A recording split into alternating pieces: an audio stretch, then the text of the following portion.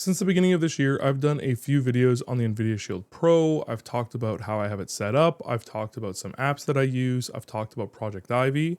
I know I said Projectivity a lot in that video. I apologize, Project Ivy. And I got a lot of comments on those videos, people asking, is the NVIDIA Shield Pro still worth it in 2025? It's an older device. Is it still worth it? Should I still get it? So that's what I want to focus on today's video. We're going to talk about some of the features of the NVIDIA Shield Pro. We're going to look at it in comparison to a few of the other boxes, both the ones that are at the same price, cheaper, and what have you. We're going to take a look at some pros and cons. And then at the end, we will come to a conclusion as to whether we think the NVIDIA Shield Pro is worth it in the year 2025. Now, the NVIDIA Shield Pro, whenever you ask what the best streaming box is, especially for personally hosted media services, like if you have a Plex or a Jellyfin server or MB, anything like that, you're going to get recommended the NVIDIA Shield Pro. Whether you're on Reddit, you're on some AV forums, kind of anywhere, the NVIDIA Shield Pro is always going to be the biggest recommendation from absolutely everybody. And so what makes the NVIDIA Shield Pro so special? Now, the one big thing that the NVIDIA Shield Pro has over almost all the other streaming boxes is the SoC. That Tegra X1 and now currently the most updated X1 Plus is an incredibly powerful SoC. It is able to handle almost all video types, and the AI upscaling is huge. It is what makes the AI upscaling on the NVIDIA Shield Pro so great and such a high quality upscaling solution. I absolutely love the upscaling. It works great when I'm watching older content, things that are at lower resolutions like 720p, 1080p, and what have you on a 4K display. It really does improve the overall watching experience. And honestly, my family, when they've been over and we've watched something in a movie in 1080p versus a movie in 4K, depending on the movie, it is really hard to notice the difference between the two. The AI upscaling just does such a fantastic job. Now, another really great thing about the NVIDIA Shield Pro is just the amount of customization that you can do. The fact that it is on an Android platform makes it so that you can do a lot of stuff, like you can sideload apps, you can get a lot of cool customizations. My Project Ivy video is an example of that, where I've gone ahead and reskinned the whole thing using a custom launcher and making it look exactly the way that I want it to look. When I talked about apps, I talked about a bunch of apps that allow me to enjoy certain services a lot better than their default apps. For example, using an alternate for YouTube, using an alternate for Twitch. A lot of those are really great as well. And also, what used to be NVIDIA's core, at least, not much is their core anymore, is the gaming side. And whether you're using something like GeForce Now, or you're using something like Artemis and Apollo, or Sunshine and Moonlight, you get a really great gaming experience on your NVIDIA Shield Pro as well. Now, what about the other streaming devices that are on the market? How does the NVIDIA Shield Pro compare to those? So we have options like the Roku Ultra, we have the Apple TV 4K, we have Onn's streaming box, which is Walmart's brand streaming box. We have the Google Streamer, and then we have Amazon's Fire TV Stick 4K. Now, the one that you'll see the NVIDIA Shield Pro get compared to the most is probably going to be the Apple TV, and whether you're going to choose one of these two options is really going to be dependent based on the kind of media and stuff that you like using your streaming box for. Now, if we're comparing against something like the Apple TV does support HDR10 Plus, which is really nice, and it's just great overall for the streaming services like Netflix, Disney Plus, Prime Video, all that kind of stuff. Unfortunately, though, the Apple TV does not support lossless audio formats, so if you're hosting your own Plex, Jellyfin, or MB server and you want to have the best possible audio quality coming out of your streaming box, the Apple TV is not going to be doing that for you, and that's the biggest one where a lot of people will choose the NVIDIA Shield over the Apple TV, is those lossless audio formats. The Apple TV supports more video formats right now, but the Shield has more audio formats, so depending on what you want to focus on. Now, the Roku and Amazon streaming devices are relatively good budget-wise, but unfortunately, they are both getting more and more ads as time goes on, and their hardware is relatively weak, so as time goes on as well, they are getting a little bit more sluggish and a little bit more laggy as well. Then you have stuff like the Google Streamer and the Onn box, which the Onn box is just Walmart's Google streaming device, and it is getting really, really popular. Unfortunately, they both have relatively weak hardware, but the Onn is at a much better price. Both devices do support AV1, which is really nice, but unfortunately, neither of them support lossless audio, so the same kind of thing as the Apple TV. They do support things like AV1, so if AV1 video formats are something that you're watching a lot of, things like on YouTube and stuff like that, AV1 is slowly getting more and more supported by a bunch of different streaming services, including things like Moonlight and all that kind of stuff as well. But I personally don't think it's something worth fully investing into right now or choosing specifically for, at least for me. If I do want to watch AV1 content, I will just go ahead and watch it directly on my TV because I can do that with the apps that are built directly into the TV. I can watch AV1. So if I really need AV1 at any moment, I can just use apps that I install on my TV. Otherwise, I could just use my NVIDIA Shield Pro. And that kind of leads to my next point, whereas smart TVs are getting more and more powerful SoCs within them. So a lot of people are relying a lot less on streaming boxes. But again, one of the biggest things is just having a lot more control over your environment.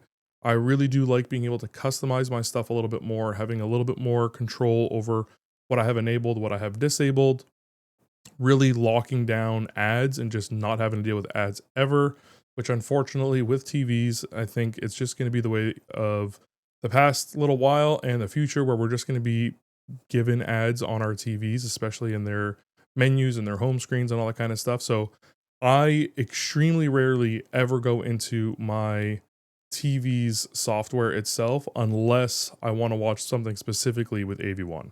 And that is a rare situation. So now the NVIDIA Shield Pro is still relatively expensive at around $200 regular price brand new, but I highly suggest that you either find it on sale, as it often does seem to go on sale on places like Amazon and Best Buy, but also take a look at buying it secondhand. Now, I was able to pick mine up for under $150 Canadian used. Unfortunately, I looked in a bunch of areas in the US. Doesn't seem like there's as many going for as cheap on things like Marketplace and eBay, but there are still some really great deals, and you can get it from anywhere from around $130 to $160 US, which is still a pretty decent discount. So I just really don't think you should be buying it full price at that $200 price point. Try to find it on sale, try to find it used. Getting it for under, I would say like $180 is still a good deal. I get plenty of use out of mine. I'm using mine every single day. It was worth all the money that I spent on it. Even if I had spent a little bit more, I'd still be pretty happy. And then if you compare that to some of the other options like the Apple TV 4K, which is also $200, again, that's where that comparison of what kind of content are you going to be consuming? Is it going to be mainly stream content from things like Netflix, Prime TV, Disney Plus? Maybe look at the Apple. If you're going to be hosting a lot of your own local content, I would definitely look at the NVIDIA Shield Pro. And then we have the other devices like the Roku Ultra, the Amazon Fire TV sticks, the Google Streamer, and the Onn boxes, both the 4K and the 4K Pro. The Roku Ultra is currently the most expensive regular price, although it does often go on sale. But at $130, and with the amount that they're just pumping more and more ads into their home screens and their screensavers and everything, it's not a great suggestion in my personal opinion anymore. They used to be a much better option and they were a great budget option, but it really, the ads and all that kind of stuff is just really taking that away. The Amazon 4K stick, you are going to be getting ads through Amazon stuff, but it is a really good option for a very inexpensive price point. The Google Streamer at $100 is pretty weak hardware-wise for that $100 price point, and you can get almost the exact same hardware in the Onn 4K Pro for basically half the price or even less when it goes on sale. So in this little category, I would definitely recommend the Onn 4K Pro if you're in the US. It is a pretty good budget value option. It performs really, really well. And for something that's running the Android TV system, this is a really, really good option. So the NVIDIA Shield in 2025, it is a 6-year-old device. It is still getting updates, and there are some misconceptions about these updates. I've seen people commenting in terms of the updates saying that it's just maintenance, it's just them doing security updates. That is entirely false. The latest update that just came out earlier this year for a 6-year-old device, mind you, actually added new audio formats and a bunch of different upgrades, some quality of life things that they really improved as well. You can see the full list of the stuff here. I'll also have a link down in the description below if you want to go ahead and see that update. It is still great that they're supporting something, and I hope that this continues. Unfortunately, it doesn't seem like the Tegra will ever be able to be updated to support AV1, which is fine. So I'm really hoping that things like this update coming out recently and the fact that there's definitely a team still dedicated to the NVIDIA Shield Pro means that there is a possibility of a new Shield coming out. NVIDIA is dumping a ton of money into AI and the chips that they're manufacturing for AI. So I'm really hoping that maybe there is going to be something, maybe a new chip like the Tegra, maybe X2, something like that, where they're going to make a new NVIDIA Shield Pro around that kind of product. It would be great. I'm really hoping for it. But again, you're not going to want to buy the old product with the idea that a new product is coming. It's just something personal, but it is really great that they are still supporting an old product and trying to keep it up to date. It being on an older version of Android isn't a big deal to me at all. I haven't run into any issues in the fact that it's running an older version of Android. Again, I have completely wiped using the Android 11 launcher, and I'm using Project Ivy, and I've been able to install every single app that I've ever wanted to use. I've never run into any issues with that. So it being an older product, I don't think is a major issue at all. It's still working really, really well. And as we talked about, it's just missing a few features where hardware-wise, it literally cannot support no matter what. So let's close this off with some pros and cons and maybe a suggestion afterwards. So the pros, definitely the AI upscaling is a huge pro. The NVIDIA Shield does a better job upscaling than almost every other single streaming device across absolutely everything. I have really enjoyed the upscaling. I don't have it on its strongest setting, and I think it's a good sweet spot for that. If you do want to see my setup for that, you can go ahead and check out the video where I talked about my NVIDIA Shield Pro and all of my settings. The audio support is huge as well. Having physical USB and Ethernet ports is really great. A lot of the other devices, the bigger ones at least, are also having USB and Ethernet ports, which is also cool. And the fact that NVIDIA allows you to support a whole bunch of different storage options with that USB port is also absolutely fantastic. And then the strong SoC performance, even though it is a 6-year-old device, the NVIDIA Shield Pro feels faster than almost every other streaming device I've used. It feels snappier, it feels so much better, especially once I replaced the default launcher as well. It has just felt great. Every once in a while, I'll run into a little bit of lag, but that's usually from some kind of task in the background, and then I can just go ahead and use the task killer, close that thing down, and then it's back to being super snappy. So I'm super happy about that. Now, in terms of cons, obviously the biggest one that a lot of people talk about is the no AV1 or VP9P2 support. But as I mentioned, anything that I want to take advantage of with those formats, I'll just use the apps directly built into my TV. I don't do it very often. I can't even remember the last time I did that.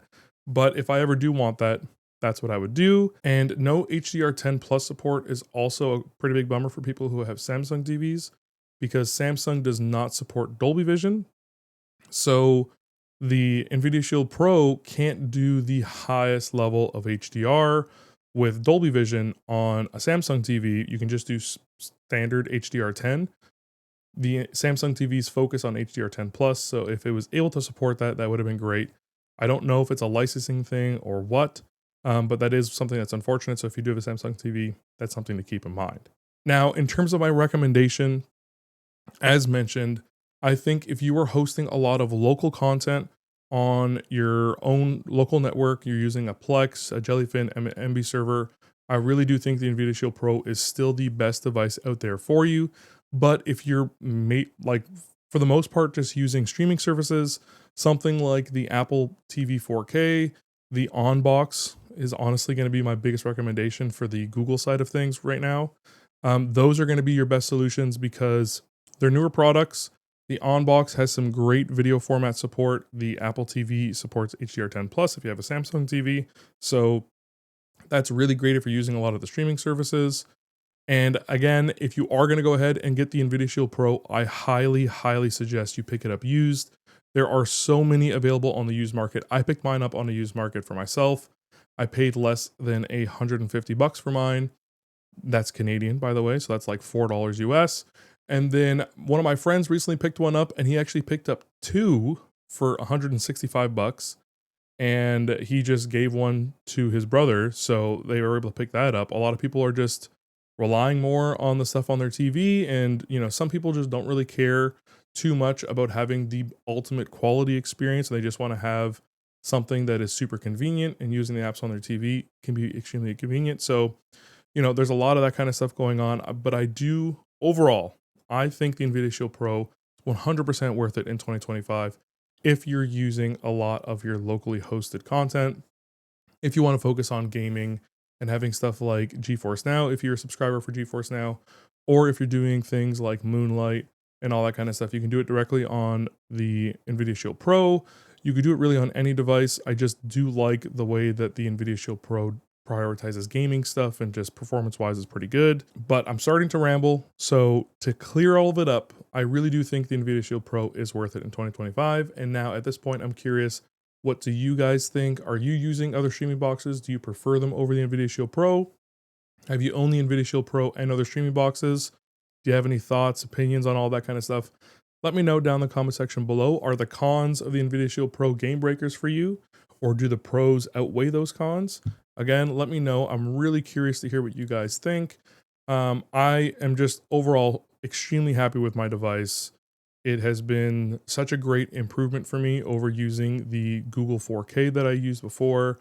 And I'm overall just super happy, and I'm looking forward to a future with this, and a future with a possible new one. Fingers crossed. Now, with all that said, I really do hope you found this video helpful. And if not, I at least hope you found it interesting. If you did, I'd really appreciate it if you subscribed. If you have any questions, comments, or feedback, you can leave those down in the comment section below, and I'll try to get to them all as quickly as I can. Big thanks to my Patreon sponsors, and big thanks to you for watching to the end of this video. If you do want to see any other videos relating to my NVIDIA Shield or my home setups for all of that TV stuff, check out the playlist right up here. And as always, stay safe out there. I'll see you next time.